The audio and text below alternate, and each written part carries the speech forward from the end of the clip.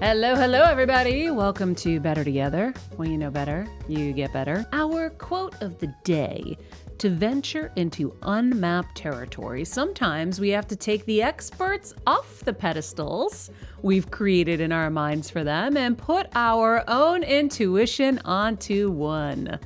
Jamie Kern Lima, our guest today. She is the founder of It Cosmetics, one of America's most successful entrepreneurs, and her new incredible book, Believe It, is out. And she is going to teach us today how to believe it, how to believe in ourselves, and yes, how to unseat those experts on the pedestals, because sometimes they're not the expert for you. Sometimes you are the expert. I am so excited for this episode, Maria, because so often we know deep in our soul that something is the right way, but everyone else is telling us not to. And I think learning how to navigate those feelings, because it's really hard, it's easier said than done when everyone is telling you one thing, but you know deep down something else. So Jamie's story is incredible. She unpacks kind of this crazy journey that she took where, 22 bank loans said no, 3 years worth of rejections, and this one very high stakes QVC appearance that was either going to make or break her life. So she's the expert on this, and it's going to be an amazing chat. Yeah, I'm really, really excited. And I think that one of the biggest things for people to understand is, it's like I could be telling you, Jeff, hey, it's got to go this way. And your ego, because you want to be right, might be like, no, it's this way. But that's different than you being like, no, Maria, I know this will connect with our viewers. It will connect with our listeners. There's a difference between the ego and the knowing. And that's where you have to really soul search, right? Yeah, I think pride is dangerous, right? If it's pride that's driving you to, stick up on a pedestal and like state your point, that's dangerous. But if you can feel your inner being dying because of something that you're being told to do, that's when maybe I need to reevaluate something. Have you guys ever had those moments in your young lives so far? Yeah. I think. Yes. I mean, I've been in situations, I think, where it's like I knew it wasn't, or I was in a situation maybe for too long and I was like, okay, now I'm getting fuzzy over here, but now I'm like starting to die. I need to do something else. This is going to be a very petty example. And I think I'm probably going to get laughed at as the young producer who maybe needs a little more life experience if this is my go-to, but I think it's an important one. It's funny. I grew up in, as you all know, a very traditional kind of American family. And I come from this lineage of parents and grandparents who were in fraternities and sororities. And when I was in college going through the rush process, I sort of knew deep down that I wasn't necessarily a fit. I wasn't necessarily a frat guy. I was in a cappella groups and I loved singing. I loved the community that was built in that. And I feel like deep down I knew that. And I was doing it because I wanted the identity of saying I was in a fraternity. I felt like I was supposed to based on the fact that my parents had done it. But it wasn't really ever a great fit. And I feel like if I would have more closely listened to the fact that I just knew deep down this wasn't what was best for me, I would have known to go the right way. And I feel like I wasted time because of it. Did you end up going through with it and becoming a frat boy? I did. And it's not like, what it meant. Did you do keg stands, Jeff? Say what? Did you do keg stands?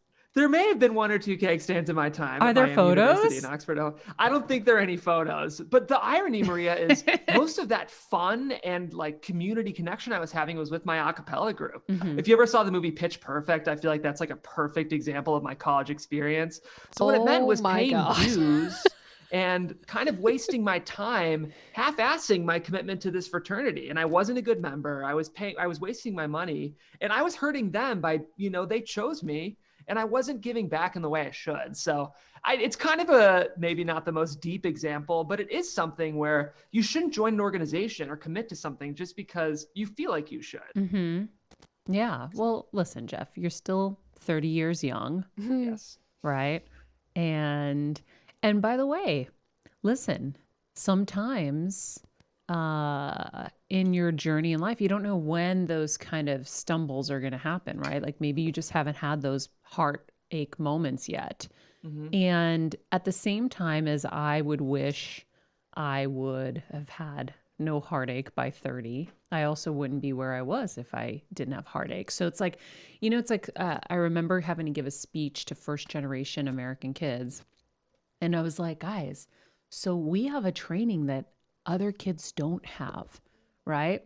And it's almost like a boxer that will, they have the medicine ball thrown on their stomach, and they throw the medicine ball on their stomach so that they can break the nerve ending. So when you get hit, it doesn't hurt, right? So when you've gotten hit a lot in life, you have a different point of connection, like we'll speak with Jamie, but you also have you've built a toughness that's really important in the journey. Now, your journey is going to be different. And so, like I always said, like, I grew up poor. I feel like I have so many more advantages than the rich kids had, right? Because the rich kids had everything and had nothing to pain for. So then they had pain because they didn't know how to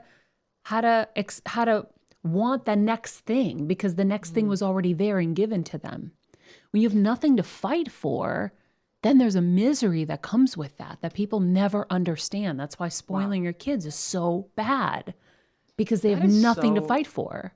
That is so well articulated. I've never heard that said that way, Maria. That is so interesting, because you're right. I think it's so easy to write off the plague of a rich, privileged kid and roll your eyes. But there is something that disadvantages them because they don't learn the value of grit and hard work. And that does cause kind of an existential pain that I think is a really interesting point you're making. Wow. Yeah. So everybody has their advantages and disadvantages. You should never look at somebody else and say, oh, I wish I had the Graham Fam Christmas. They should, though. I mean, I'm just messing. But you can never look at anybody else because their pains are just different. They might have pain because they never had pain. It's like a weird thing.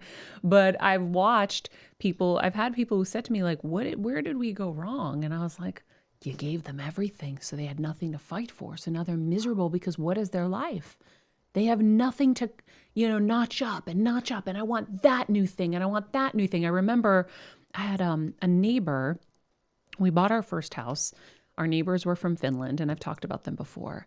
And she's like, the problem with you kids is you all want it right now. What are you going to have to look forward to later in life? So I remember even as I was getting successful, I was tempering. I know this is kind of weird and crazy, but I was tempering what cars I would buy because I knew I was going to get to a place where I reached Mount Olympus. Well, what's after that? When you start to see why people who are super successful start to do crazier and crazier things, it's because they need new peaks. Yep. They need new goals, new higher things. And then when they don't have that, they turn to drugs to numb the pain because there's nothing more to look forward to for them, or they can't see what that next thing is. And I know it's hard for someone who doesn't have anything to think, oh, and this is where people go wrong. Like a normal person will look at somebody super successful and say, well, they have it all. They're so lucky. Okay, yes, they are. But if they haven't found what that next thing is, there's a pain in that too, that we have to, we can't understand if we've never had it and never understand, it's hard to have that feeling, but I'm sharing it with you because I watch a lot of people look at like a celebrity like Justin Bieber. Well, he had it all, but he had it all as a kid. He didn't know how to handle all of that success. What kid does, right? Or, when you are that successful, what else is there other than people taking from you and wanting things from you? And now you're in a protect mode, and now your walls are up, and now you're lonely. Maria's favorite like song. you said, where do you go from there, Maria? And where do you go from there? I cringe when I see some of the 20-somethings and how much they have. I cringe for them. Because what do you look forward to after? And to tease the upcoming Matthew McConaughey, he one of the things that he has in his book Green Lights, and he talked about in his interview, and he said in his Oscar speech was, I am excited for I'm chasing the guy I'm going to be in 10 years. He always things to look forward to. And what happens is with the people that are so overindulged, whether their parents did it or society did it, it's really, really hard. And I think that's why you see so many actors kind of go on these like spiritual journeys and things, because They're looking for more. They're looking for more. And I think, for a lot of people out there, this is why it's really dangerous. And I know it sounds crazy. Like, how could you feel sorry for, say, some quasi-millionaire or even a billionaire that's that age? I tell you from years and seeing what the devastation it causes, it's not always what you think. And it's about working and having things to look forward to, I think. Mm-hmm.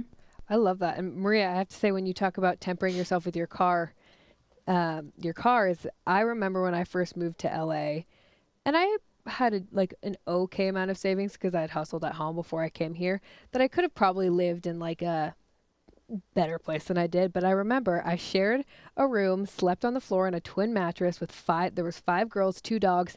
And I remember telling my dad, I was like, no, I would rather rough it now so that I know what good is when I have good, right? So it's like every step, it was like every place I've now had after that, it's like one step better. No, it's not amazing, but it's better than it was, right? And it's like, so when you still have things to aspire to. Exactly. But that's why you special, Kelsey. Well, thank you, Queenie. But years, it was the exact same thing.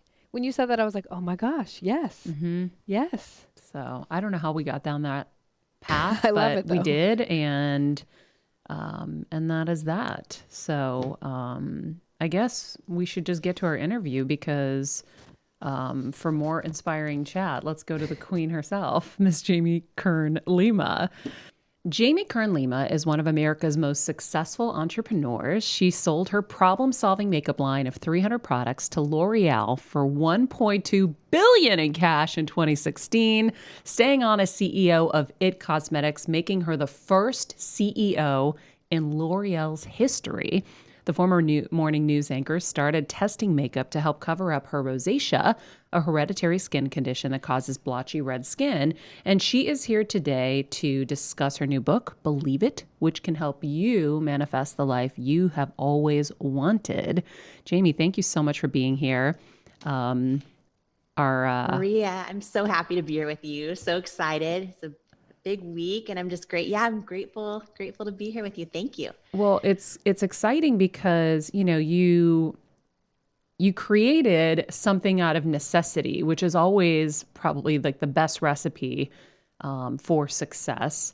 And now you have, given birth to this book, Believe It, that is launching this week and available this week to everybody, that shares exactly how you did it, all the kind of twists and turns of, you having to make judgment calls and listen to your gut, which we talk about a lot here on Better Together, is being in touch with your kind of inner guidance and knowing that sometimes you are going to know more about something than even the professionals, right?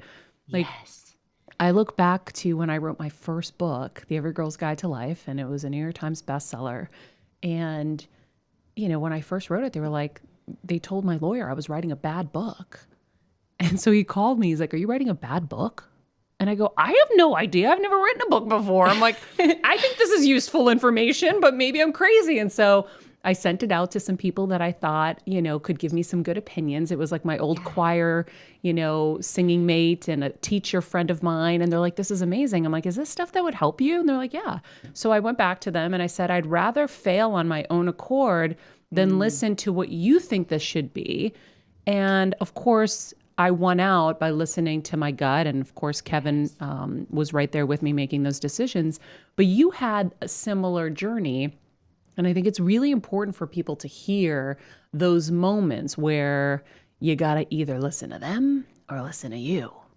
Right? Oh, I love that you shared that because I think like so many people listening right now are probably in that spot. And especially it's hard if you have this gut feeling or kind of this knowing that you're maybe supposed to be doing a different job or supposed to be, ending a relationship or whatever it is. And, but especially for people going after like a dream or a goal or writing their story for the first time, it is so hard when you have like the noise of everyone else's opinion or experts, or maybe it's just like no proof of success in front of you yet, right? Which is my case for a number of years.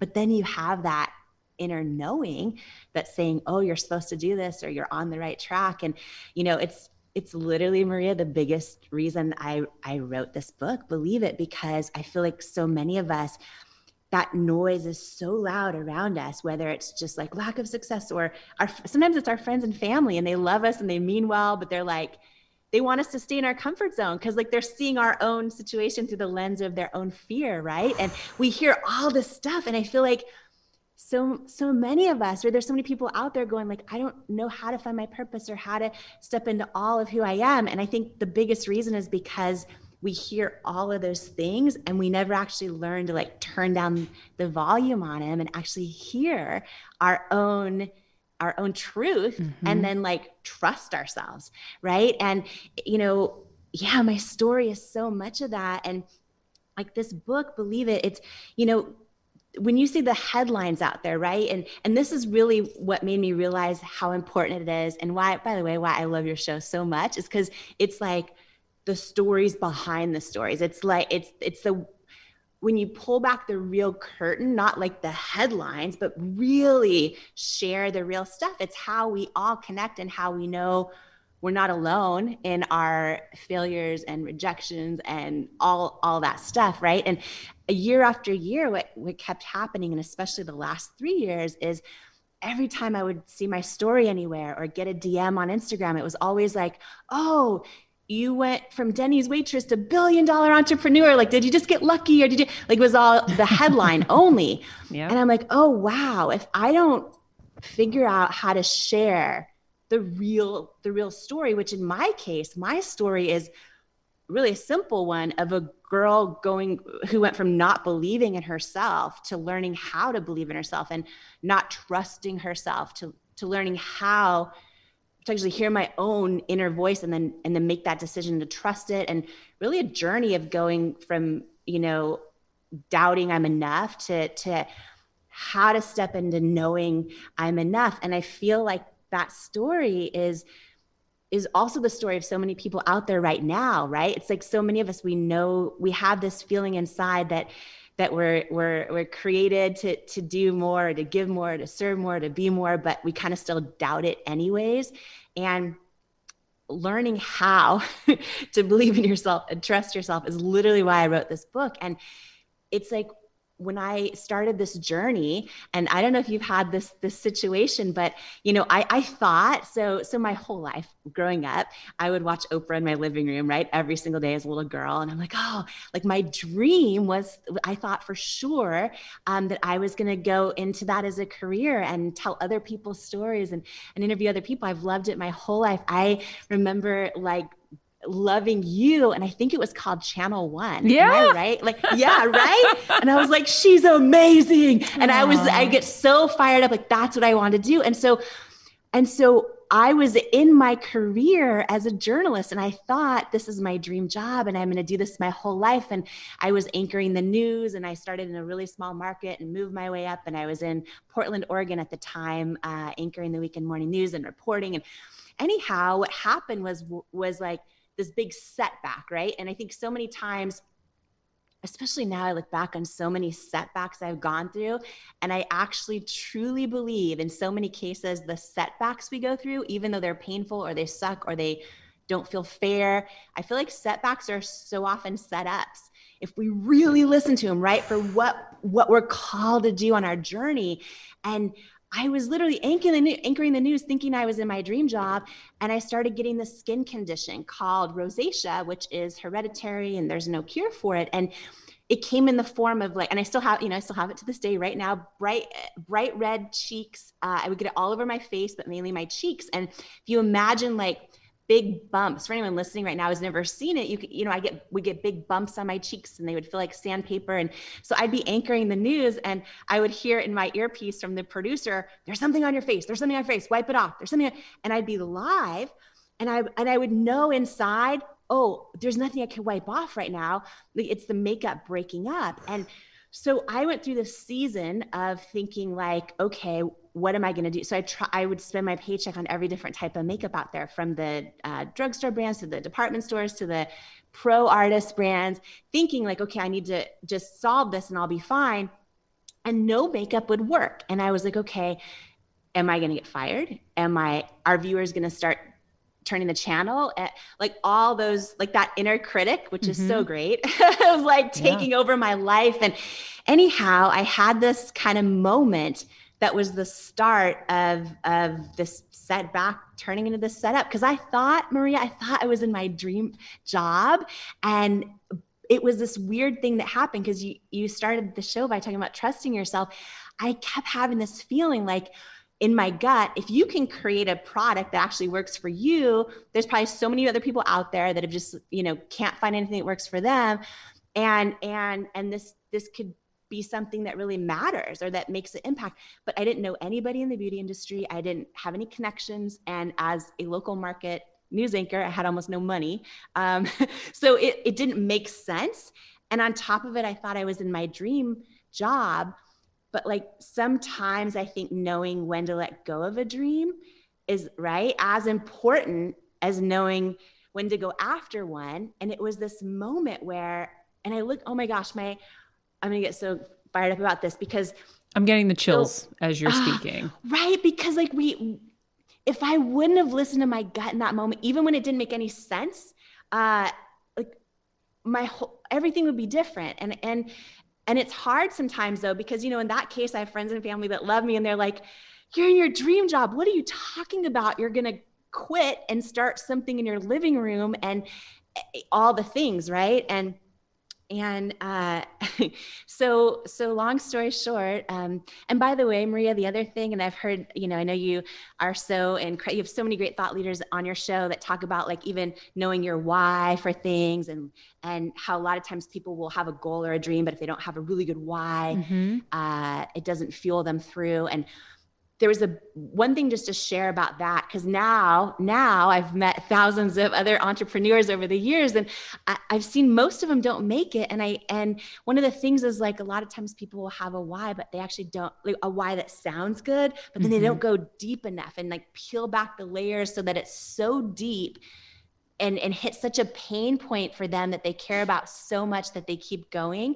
And that happened in this moment when I was a news anchor and I was trying to figure out, do I launch this business? Because what happened was I realized, why are none of these products working for me? And I'm like, well, I guess my whole life I've seen these ads on TV and in magazines, and I've never seen anyone with rosacea. They've always had this flawless kind of Photoshop skin. And then I also realized, wait a minute, not only have I never seen a model kind of show real stuff, but my whole life as a little girl, I always aspired to look like that, but it always kind of also made me feel not enough. So I had this big, deep, I guess, moment where I realized, if I'm going to do this, if I'm going to actually pour everything I have in trying to launch a beauty company, A, the product's got to work. So I got to figure that out. And B, I want to do things differently. Like I want to use models of all different ages and shapes and sizes and skin problems and challenges and gender identities, everything and let me try to shift culture around inclusivity and beauty for every little girl like me who's about to start doubting herself and every grown woman who still does. So it was kind of like two things happen at once. This inner knowing I was supposed to, leave my dream, which made no sense and was scary. And also kind of a deep aha moment of why I was going to do it and how I was going to do it differently. But then when I wrote the business plan on my honeymoon flight to South Africa, got back and quit my job, went all in, and maybe I don't know if you've ever had experiences like this, but like, I just thought, I'm going to pour everything I have into creating a product. And if it's great, it's just going to sell and people are just going to hear about it. And then I learned the hard way, being an entrepreneur or really creating anything, right? Being a creator of any kind, like it's not that easy. And that started a 3-year journey. I wasn't able to pay myself for the first 3 years of the business. We got down to under $1,000 in our bank account, personal and company bank account combined. And I kind of thought like, I love Sephora and Ulta and QVC and these department stores, and I've created this product that I believe works and this positioning with real people that I think is so needed. They're going to love it. And what I didn't realize is it would be 3 years. Every single one of the experts, the people that I was always putting on a pedestal, always dreamed of being in their stores, every single one of them said, no, you're not the right fit. Your packaging isn't good enough. This positioning will never work. It was like no after no after no after no after no for 3 years straight. And your product worked and you knew it worked and still. So you could go in there and be like, look, it works. And they're like, yeah, no. Yeah. Yeah. I mean, I was told everything from, using real models like this isn't going to work. People don't connect. I was told women will only buy beauty from images they'll never be able to look like, from aspirational images, hoping to look like that. Maybe that's how to get people to spend money, which maybe that's how it's always been done. But I just had this feeling like, or maybe people are sick and tired of not seeing anyone that looks like them, and products that don't work for them. But it's really tough. And here's the thing is I would get, when we talk about like, okay, well, when experts tell you one thing, but your gut is telling you another, which do you listen to?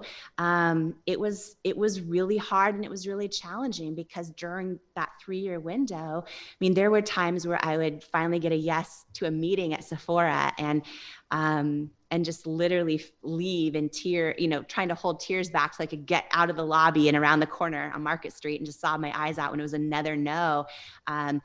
I remember actually, and for everyone who's listening right now, maybe if you just fast forwarded and just got here, she sold her company for $1.2 billion in cash. So Sephora, who you would think is all knowing, wasn't all knowing, right? You knew something different. And that's the thing is like, you can't always think that the people that are bigger and badder know more, because if there's a true deep knowing inside of you, it's a new way. Like if you think about it, around 2016 is when probably the influencer market was starting too.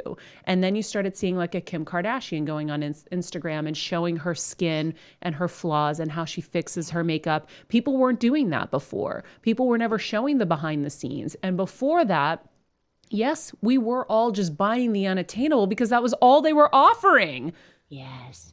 Well, exactly. And I think to your point is sometimes, and I think so many experts, even experts that are literally legit track records as visionaries, I still think, and had I known this so many years earlier, and by the way, for anybody listening or watching right now who's like facing rejection or someone just not getting your dream, like, I wish I knew this. I wish I knew this earlier, but I learned it over and over and over in this journey, is that even experts that are touted visionaries still subconsciously, I think they still cannot imagine something being successful unless it's already been done before. It's already been, right, successful before. And it's in their subconscious. Like they would never want to admit that. And had I known that, the rejection over and over and over wouldn't have been so painful, because I was trying to do something completely different. And this was in 2008 and 2009, 2010. So to your point, nobody was on YouTube yet showing their makeup or their bare skin. And I was like, you guys, like, we need to shift culture. Like, people need to know they're not alone in their melasma or hyperpigmentation or acne or whatever it is, right? And they need to be reminded, oh, they're beautiful, they matter. And I had this vision, but to your point, nobody thought it was going to work. And so after 3 years of hearing no after no, and by the way, one big full circle, I love this. I think full circle moments are the best. And then we look back, we're like, I finally got, this is after a lot of no's, I finally got the head of QVC Beauty at the time, Alan Burke, on a phone call. And he's a legend, like responsible for building the multi-billion-dollar beauty industry at QVC. And I had this dream, Maria, of going on QVC because I thought, okay, unlike the Photoshop ads, like, let's do this live. Let me just take my own makeup off, show my bright red rosacea, and prove this product works. Let me show all different models that are so untraditional. Let me call them beautiful and mean it, like live. And I just knew I was supposed to go on QVC. So I finally got the head of all of beauty on after 1 million no's and 1 million rejections. And I thought, oh my gosh, if he's going to take a call with me, right? Like, maybe you've had the studio head, or you know what I mean? So, but I thought, he's a legend. If Alan Burke's going to take a call with me, like, this is going to be a yes. Like, there's no way he'd waste his time and let, you know. So I remember I got on the phone with him and I was pacing in my office, which was my living room. And at the time, and I was like trying to, like, you know, pump myself up and peak state, as Tony would call it. And I was like, okay, like, they're going to be lucky to have us, like, all this thing. And I remember he got on the phone and he thanked me for my time and said, and for my love of QVC, and said, but it's a no. You're not the right fit for QVC or for our customers. We reviewed it with all the buyers and it's unanimous. You're not the right fit. And I remember just, like, first of all, tears were streaming down my face. I was hoping he wasn't, because we were down to no money. So I didn't know how we were going to make it. And so when he said that to me, I went right into, like, oh, but we are the right fit. And I kept trying to, you know, pour my soul out, and he thanked me and it was a no, and hung up and cried myself to sleep for 3 nights in a row, and woke up hoping it was a dream. If you ever had that happen, then right when we get bad news, and it's not. And fast forward, about 9 months later, I was at a beauty show demonstrating our product. There was 6,000 women there. It's this annual big thing in the beauty industry, and QVC had a big booth there. And it's a long story. I go deep into, like, how I figured out how to get to their booth, and just, like, the self-belief that sometimes we have to generate to do things, even when that same place may have rejected us a million times. But long story short, I eventually went up to their booth, and one of their hosts happened to come up to me at the same time that day and love our product. And we got a meeting, and we got a yes on QVC.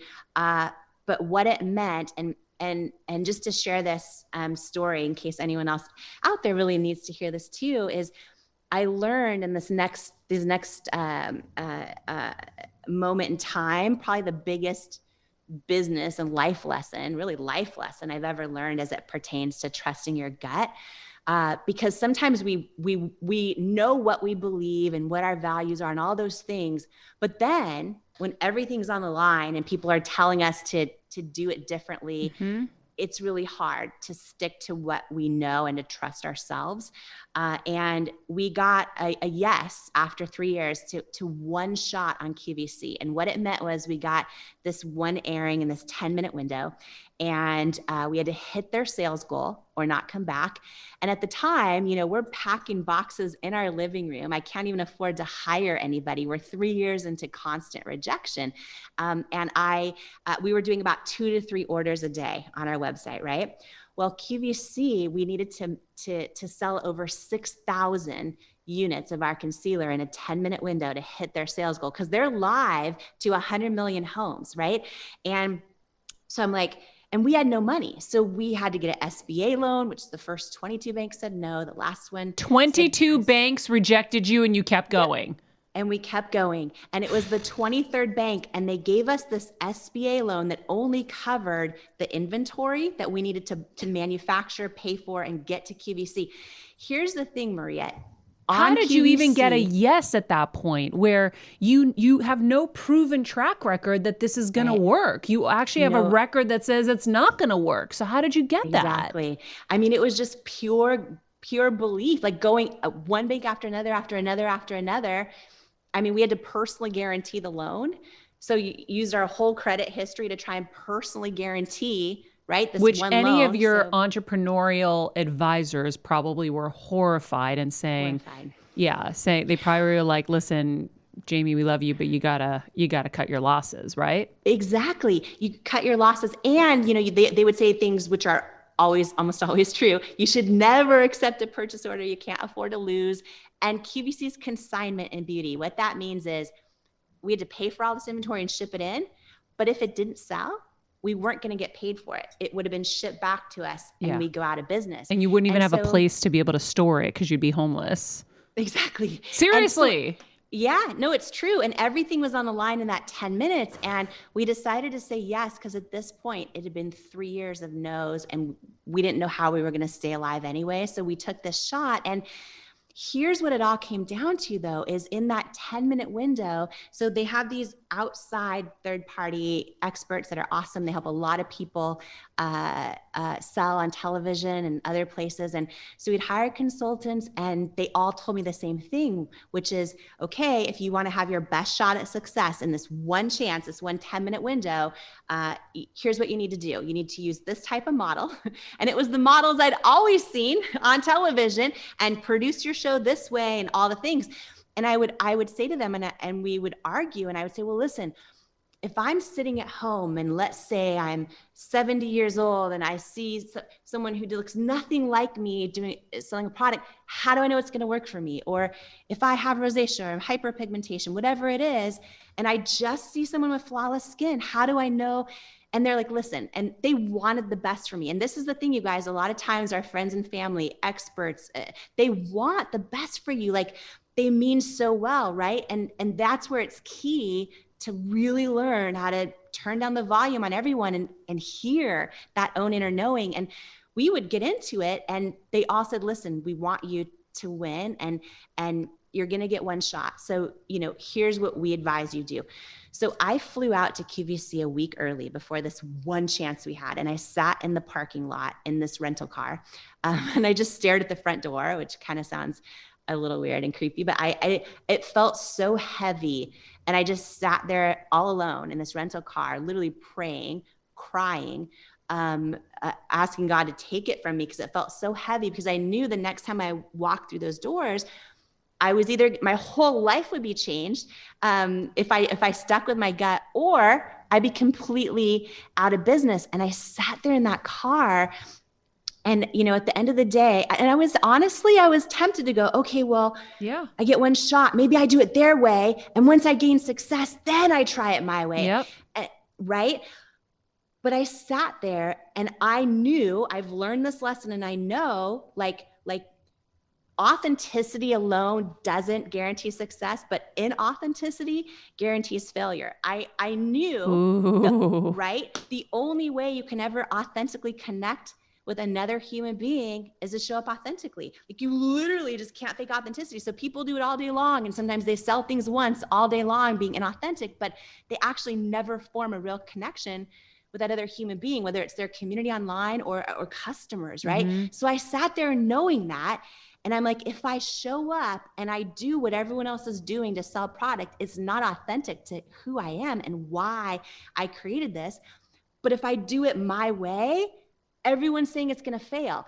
And I have no proof it's not, because guess what? We were only selling 2 to 3 orders a day. Like, there was no signs of success everywhere. And I just remember sitting in that car and literally crying and imagining, like, okay, I'm going to get this one shot in this 10-minute window. And so I started imagining, like, who was going to be watching on the other end. And they're broadcast to 100 million homes live. But for some reason, I kept thinking of like a single mom in Nebraska, like folding laundry, who was too busy to remember that she matters and that she's beautiful. And I just had this moment in that car where I realized I would rather go live and show my bare face and show women who look like her and call them beautiful and mean it, even if she didn't buy anything. I'd rather have her in that moment, like, remember that she matters and feel beautiful and not buy anything, than sell a shitload of product and stand for nothing. Because you were talking to you. Because you were talking to you. You probably had wished that moment for yourself, and now you gave yourself that moment and you wanted to give it to them. Yes, and that's our truth, right? That's what happens, like, when we step in and we're living in our truth. And here, oh my gosh, okay, now I have chills in my whole body. Okay, the thing is like, had I done it and it completely failed, it would still be a victory because I stepped into my truth, right? That's it. To me, that's like the whole journey of life. And thank you for, I've never even thought of it that way. I'm just having a huge aha moment right now. And it's universal. It's all of us. Like, we know when we're in our truth, right? It's like, it's almost like you don't even try. It just is. And it's like, it feels right. And so it's interesting because when that 10-minute window happened, right? So I remember going into the studio live. You'll know this whole world a million times better than me, Maria, but I was in this huge studio live, and all the cameras are there, and the host, and there's a countdown clock, right? And I had 10 minutes, and I knew I'm going to throw up. Like hearing this all is like, oh my God, 10 minutes, your whole life flashing before your eyes. Yes, this is so disgusting, but I remember like sweat dripping, and I remember hoping my Spanx were keeping, because I had double Spanx. I was hoping they were keeping the sweat from like drenching through my dress. I was shaking like crazy. And what I learned was like, oh, you're not just guaranteed 10 minutes to try and sell, because if you're a minute or two into your segment and your product's not selling, you get your time cut live. So you might be like at 8 minutes left. And if it's not doing well, all of a sudden your clock jumps to 2 minutes, right? Because they're not messing around. If you're not hitting sales, they're on to like Dyson vacuum and Apple iPhone, and right. Mm-hmm. And so I remember the 10-minute clock, and it was like 9:59, 9:58. And I was shaking so bad. And I remember the moment my bright red, bare-faced before shot went up on national television. And to your point, this is before YouTube was huge, right? So, which wasn't that many years ago. Twitter came out like 2008. Like this is the beginning of all of that. Beginning of all that. And then we went over to our models, like every age and size and shape and skin tone and skin challenge. And I remember there was like a minute left in the cell, and the host is like, the deep shade is almost sold out. The tan shade, we're down. And I was like, and all of a sudden at the 10-minute mark, the huge sold out sign came up across the screen. And I literally start sobbing, and they cut. And I remember and went to the next item when another student, and I remember my husband came rushing through the double doors of the studio, and he's like, we're not going bankrupt. And I'm like, real women have spoken. And I'm like sobbing. And that one airing turned into 5 more that year, and then 101 the next year. And then we, for 8 years, and to this day now, but for 8 years, I did 250 live shows a year on QVC. So we built this to the largest beauty brand in QVC's history. And it is right now at this moment, to this day. And I only share it because for 3 years, it wasn't just like a no. It was like, oh, you're not the right fit for us or for our customers. And the full circle part. Sorry, the like getting so hyper, and I have chills at the same time. Okay, the full circle part, you guys, and this is what's so, when we stay in faith, when we trust our gut, when we trust our knowing, I feel like that's when these things happen. But the guy that said no to me, Alan Burke, who's the head of all of Beauty Kids.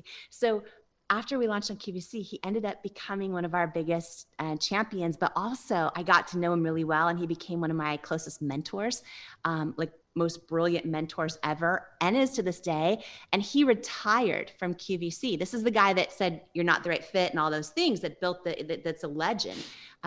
He retired from QVC, and we ended up hiring him in the paid position on our advisory board. So the guy that rejected me was now working for me. And like no one can tell you you're not the right fit, or no one, right? And it's like they might call you rejected, and then one day they call you boss. It's amazing. So these full circle moments have happened so many times. And and by the way, there's so much I did wrong along the way too, and so many mistakes I made. And I talk about all those in the book too, because I think like just pulling back the curtain helps all of us feel less alone and more connected and more enough and all those things. You're the queen of pulling back the curtain. I love it. And I think one of the things for the people listening when they hear the stories of like Alan is, being an entrepreneur is scary, right? Yeah. And so people collect a lot of knowledge around who is bankable, who is worthy, like who can really do it. And sometimes, it's when you hear investors are like, we need to know we're going to like 3x our money or 4x our money, like get 4 times what we're putting in. They want to know that they're investing and it's going to be a huge multiple they're going to get back. So it's not even sometimes about you or your product. They're thinking like, what's this really going to do in reality? And, the Allens of the world are also scared for their jobs. if he made a wrong move. So fear is always guiding people, whether it's the investor's fear of how much he can get back or she can get back, or the person in a position like I've dealt with it with studio executives. I'm like, I know this will work. Nope. And then someone else would do it and it would work. So I recently have even had these aha moments with my husband where I'm like, Kev, we're actually pretty smart and we kind of are really good. And he's like a true visionary. Like he really knows. So I'm like, I'm going to really start paying attention to the cues. These are all the breadcrumbs we've left along the way. And I'm not afraid that we're ever going to be at a lack for ideas because I know we have them and I know we'll do the work to execute them. But I'm going to stop because there's sometimes in life, and I don't know if you've ever hit these moments since, but you can get beaten down, right? So I know when I know, and there were moments when I was ballsy with like my book publisher or whatever. And then sometimes you might get into a rut where you start to believe that the other people know more than you. And then it becomes such a challenge because you start to lose yourself. Yes. And it's hard to get back that kind of ballsy belief in yourself. And so that's why books like this are important. Conversations like this are important to remind us that our inner knowing is true. We had an amazing mystic on the show. Her name is Deirdre Hade. And I'll never forget my favorite moment maybe ever on the show is she said to me, she goes, stop saying you're crazy. You're not crazy, you're wise. And as women, I feel like we always preface things with, I know you're going to think I'm crazy because we're scared to tell our truth. But when we know that we are such intuitive beings as women, and we just are, it is what it is, why don't we believe ourselves? Yeah. I think that especially as women, we're so conditioned, right? And sometimes it's not from our own family even. A lot of times it is, but a lot of times it's not. It's just literally from the whole world to dim our own light to make everyone else feel comfortable, right? Yep. And as women, I love that you're bringing this up. I talk about this a lot too and believe it because there's so much in here just about even my own self-doubt struggles around not being able to have a baby and around the journey of surrogacy and having to learn to trust another human being. And, I think that, especially as women though, we're really taught to dim our own light to make everyone else feel comfortable. And we're taught often that to be included and accepted and to bond with other women, we have to do it over problems or over putting ourselves down or like, oh, I can't fit into these jeans or, oh, I did right. Yes. And we bond. Oh my right? God. Yes. Right. But then coming in going, oh, I just like crushed this or whatever it is. It's not, we risk not being included. We risk disconnection. And often men don't have that same experience. I'm sure they can, but it's so different. So I love so much that you're bringing that up because what you just said, that example is the exact same thing. Like I'm told you're going to think I'm crazy, but it's like we're knowing, let me shrink myself so that I'm going to connect and be welcome here. Yeah. And we have to change that, Maria. So we have to change it for literally everyone out there. I had two thoughts come to mind on that really, really quick is, there was a moment, this was before the big launch on QVC, and we were down to under $1,000 in our bank account. We were a couple of years in, and we got a big call from a potential investor, this big private equity company. And they had said, like, we've heard about your product and it works really, really well. We really love your product. We'd love to meet. And I was so excited because they had invested in a lot of like consumer product companies we all buy at grocery stores. And some of them, when they're really small, they made them huge household names.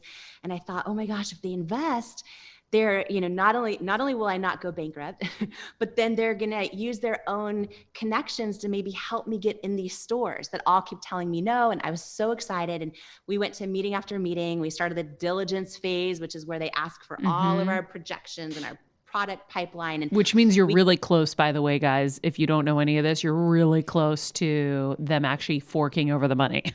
Yes, right. And so I was so excited, and we flew up for the final meeting, and the head guy was standing right there. My husband, Paula, was on the other side, and the head guy was standing right there about 3 feet from me. And he thanked us and said, we really believe in your product, but we're going to pass. It's a no. We're not going to invest in your company, but we wish you all the best. And I said, and by this point, I'm so used to hearing no, but of course I'm devastated. And I said, okay, can you share why? Right? Like, can you give us feedback? Because usually feedback is a gift, usually.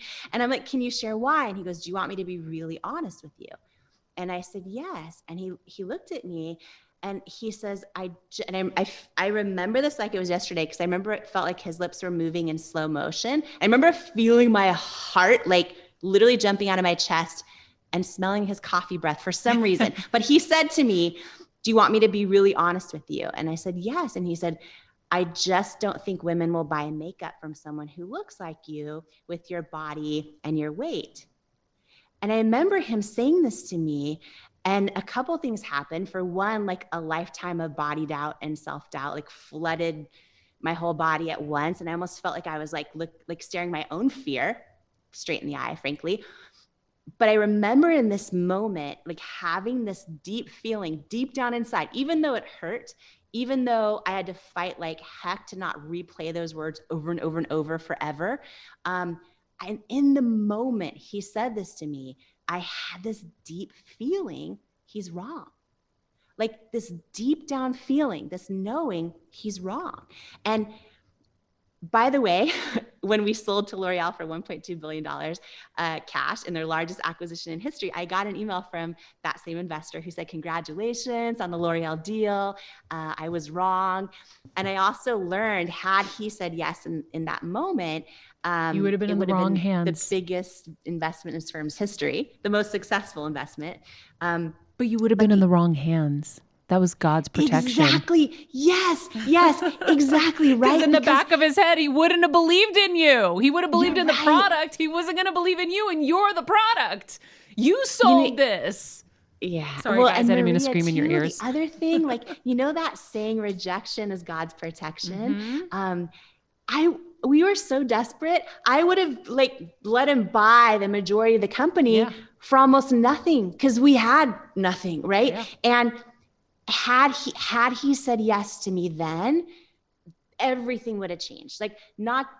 Who knows if we ever would have sold to L'Oreal for all that money, but even if we did, I wouldn't, we stayed the largest shareholder through the sale, partly because no one believed in us when we needed people, right? And that's the thing is and that's, oh my gosh, for anyone listening, going through the season of just setbacks or rejections, you have to get so good at believing in yourself and cheering yourself on, because one thing I've learned is that most people only cheer for you after you've made it. You know what I mean? Most people are like, I always believed in you. They're so proud to know you, but it's after, so you have to get so good at just believing in yourself, trusting yourself. How? It's the whole reason I wrote this book. Jamie, how do you do that? Because I'll tell you myself, like I said, I was kind of Teflon, unflinching, total Teflon. And then I got beaten up enough. I got burnt out enough. I got tired enough that I lost it. Right. Mm-hmm. And I'm just kind of getting my footing, like at Tony's business mastery seminar, he had an intervention with this woman, and she was just exactly kind of where I was, just beaten, tired, whatever. And he was like, your warrior is just tired, but she's still in there. And that clicked. That was like an aha moment for me. I was like, oh yeah, you're right. I'm still me, and she's still in there. She's just covered up with a lot of dust and maybe a couple of comforters or something. I don't know. And so she's all cozy in there. She's scared to come out. She's like, it's warm here. It's safe. But how do you teach people to build that belief back? Because I know for me, it's been challenging enough, and I already have the breadcrumbs to find my way back, and I have succeeded to know what that feels like and how I got there. So I have reference points. But for people who don't have the reference points, who are still struggling to get that first yay moment, how do you give them those steps to believe in themselves? Yeah.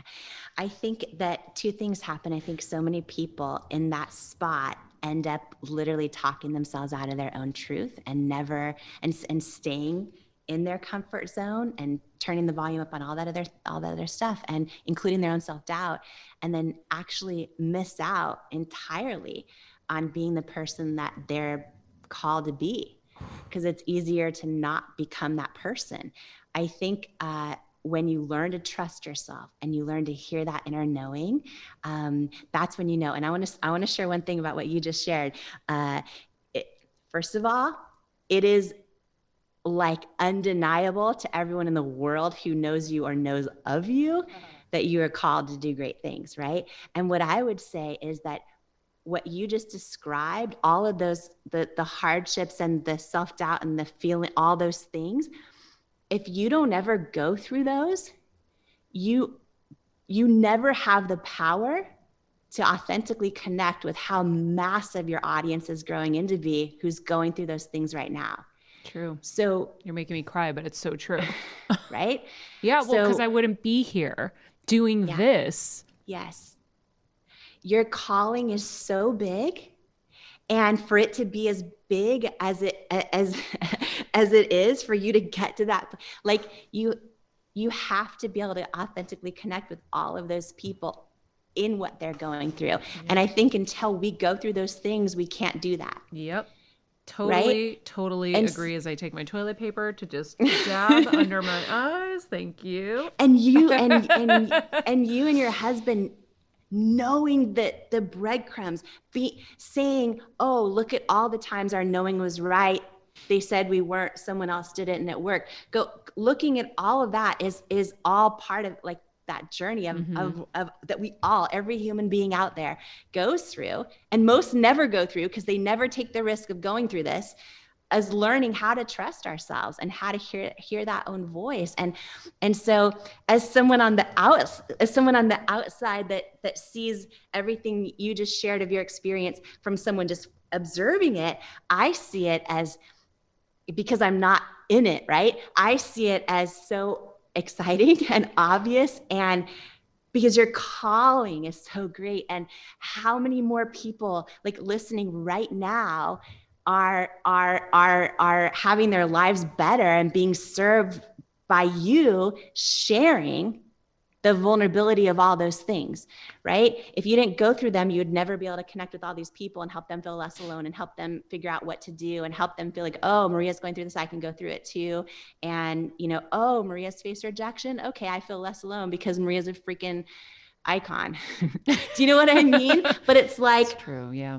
It is a gift. It is a gift because your calling's so great. And I feel like no matter how hard the opposition at any moment, whether it's something happening with our families or our own body or rejection or friendships or relationships, all that hard stuff that we all go through, I feel like our calling is always stronger than our opposition.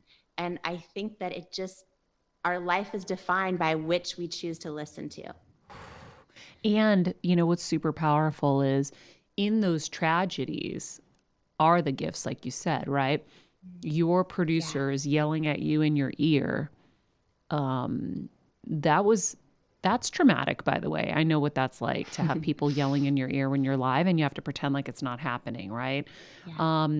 Your rosacea, your personal tragedy is what allowed you to give a gift to everybody else that everybody had been waiting for, begging for, spent thousands of dollars, trying to find their way. I remember when I had skin issues, I went to the top dermatologist and they gave me all their top products, and I would leave with bags of thousands of dollars of shit. And Kevin was like, this is just insane. This doesn't make any sense. They're just totally taking advantage at this point of people who have a problem. So through your tragedy, you were able to create something that helped people. So if everybody could look at their own kind of personal, tragedies. I know for me, what we went through with my mom and all of us and the brain tumors, this was born from it. And I know it's helping people because I hear their feedback. if you take your tragedy and say, well, what can I do with this that can help people? That's a really great way to transform tragedy and help others, because you do have that connection. Like you said, I know what it feels like to have someone with a brain tumor in their family and the pain that comes with that. I know what it's like to face rejection, to have, you beaten down by nasty, cruel executives, which you do too. So that gives us insight into how to help other people. Maybe it's a product, maybe it's, something else, but we have a valuable kind of insight that we can share. Yeah. And I think that, sometimes when we go through these hard times, we don't always see it right away. Like, what was that for? That makes no sense. It feels unfair. There's no way anything possibly meant to be or good can come from this, right? Like sometimes it takes a long time to see it. Mm-hmm. But I do think that, one of the things, I went through a decade of trying to get pregnant and had so many different failed attempts and went through fertility and all those things. And, when we finally looked into adoption and surrogacy, and I talk about this in the book, actually, for the first time ever, because I was scared to partner with a surrogate. I was scared to trust another person to carry my baby. And there was this whole journey.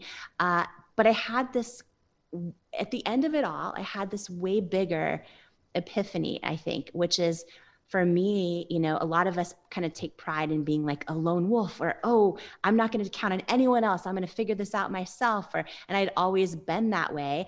And so it was so hard for me to trust another person to carry my baby. And at the end, it ended up being the most incredible experience. And I realized, oh, being a lone wolf isn't a badge of honor that you call independence. It can actually come from like a deep-seated fear that we're not worthy of other people showing up for us.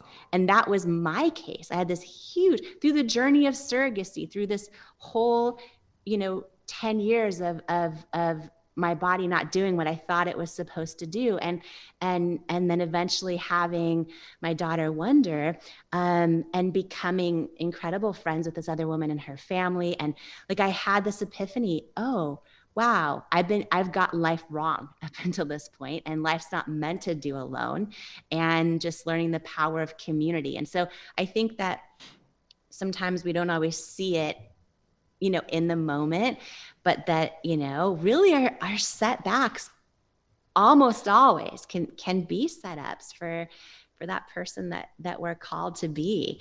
And I just think everything you share with the world is the biggest blessing. Like, so many people connect with you in different ways. You know what I mean? And whether it's freaking watching you crush it in a wrestling ring or right? But seriously, like, oh, she's badass 1 minute, and then, oh, wow, she has pain she's going through right now.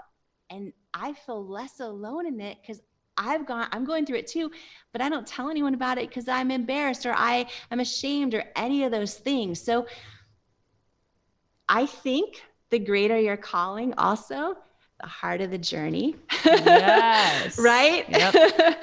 But I just see it as the greater the service and the blessing to everyone else. So you're so called, cool. Maria. What can I say? I love it. Well, I appreciate all of that. It's really nice to hear, and I think anybody who's listening right now should pick up a copy of Jamie's book instantly. It's called Believe It. It's available now. And I think that you would be doing yourself the greatest service to pick this up and learn how to believe in yourself. I think we can all use a little bit more of that. And it's a great way to, set ourselves up for the rest of the year, for sure. Absolutely. I'm so excited. Yeah, it's really, for anyone on their journey to learning to believe in themselves and trust themselves and know they're enough and step into person they're born to be. So I'm so excited to share it with the world. And it's an honor to share it with you. Thank you so much.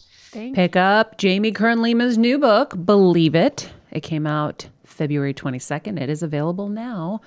For more info, you can check out our website, jamiekernlima.com. Guys, how amazing is she? She's incredible. She is kind of everything. I'm like, are you a brilliant entrepreneur? Are you like a rising spiritual like speaker? Are you like an emotional wellness thought leader, a body positivity guru? She's very special. And like we talked about at the top of the show, it's really the fight that's pushed her there. So for our listeners who are fighting right now, you are a Jamie Kern Lima that's in process. You are crystallizing. I like You're going to be that too. You're Jamie Kern Lima in process. She's awesome. I like that. She's just a special human.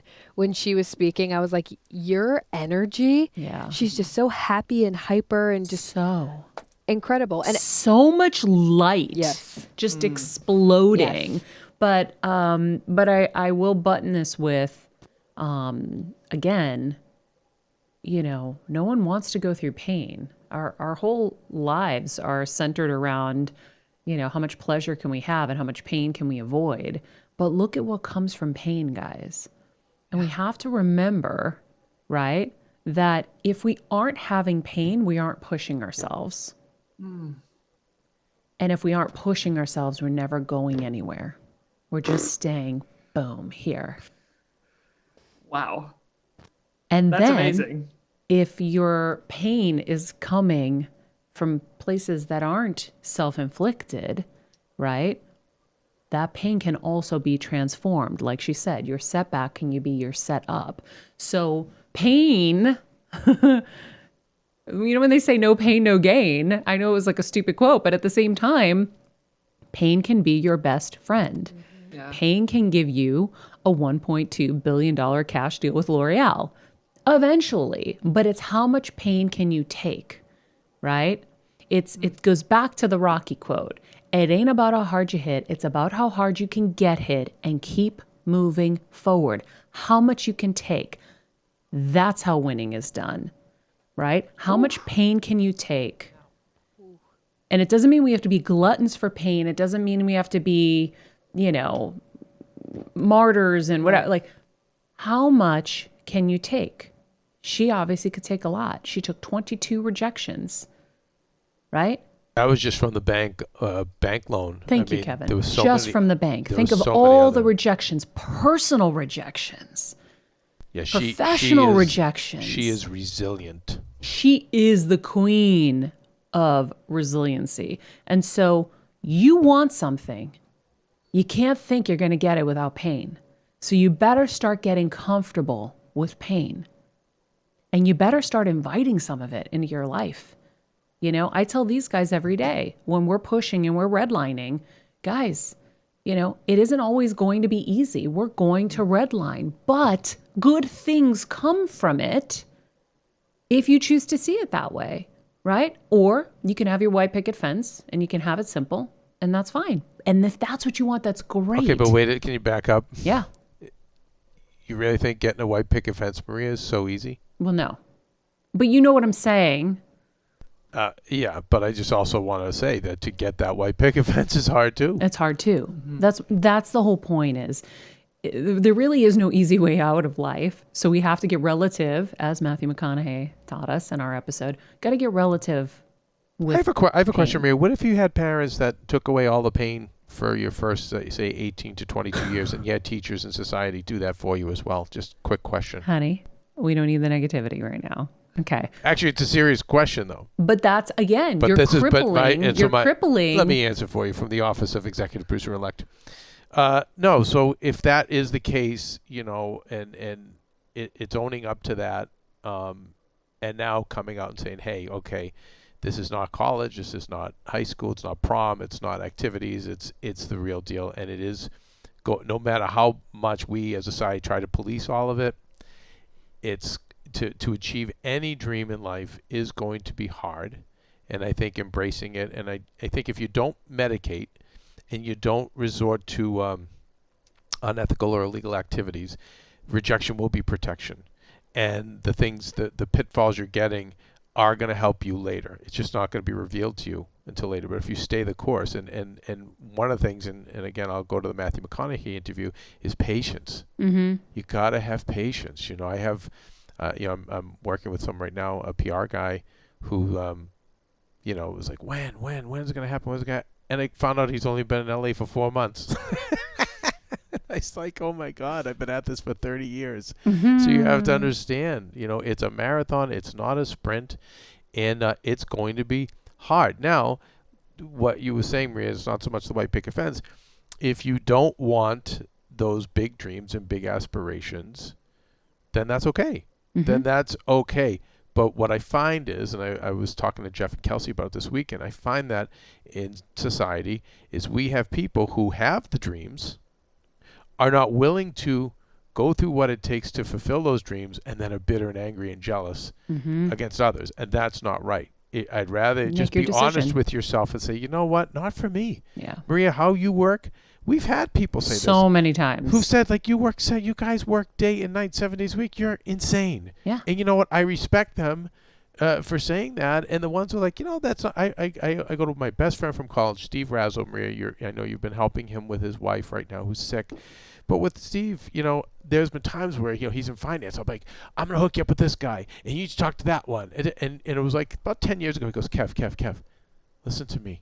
He's like, I just want to be an amazing dad. That's what I'm about. So I do just enough to make money to put food on the table, but I want to be home and I want to be with them. And I was like, freaking men. Like, amen. Like, he knows what he wants. And by the way, do we not need more present parents today? Hello? Yeah.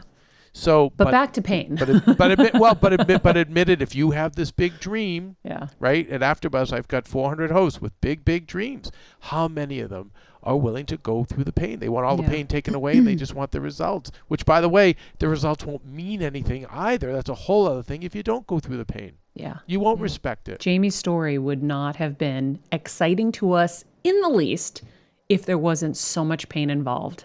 Think about it. Said. Very true. Yeah, we're not going to invite someone to come on this show and say, I made $1.2 billion and life is great, and that's it. Yeah. And it was super easy. And she admitted to that too. She said about, the headline and the story, that little part there. And so I encourage you to read her book because, get away from the whole, she had a dream and she worked at Denny. She had a dream and she believed in herself, and no matter how much the rejection is, and now she's worth $1 billion. No. There's a long, very detailed story there that you need to read because it's not that simple. She didn't scratch a lottery ticket. So anyway, that's why I think this is going to be a great read. And I think look out for this girl. Honestly, look out for her the next few years. She's very, very special. Yeah. All right, guys. In the meantime, if you haven't followed us at Better Together with Maria, please do. We are definitely working hard to make that a destination for you, to inspire you, help you throughout your day with some incredible nuggets and things you can take and help yourself throughout these crazy days that we're having. If you haven't joined us on Patreon, click the link tree in my Instagram or on Better Together with Maria and join us for our amazing workshops. Obviously, we have our ad-free tier and our extra episodes, but the $10 a month tier gets you into these workshops. And I think it's well money spent for anybody who needs help getting through. And I feel like all of us kind of do. So that would be an investment in yourself that we take really seriously here, and we really try to provide as much value back to you. In the meantime, you can follow Jamie at Jamie Kern Lima, at Jeffrey Crane Graham, at Kelsmeyer 2, and of course at Better Together with Maria. And be nice people, make good choices, and be present.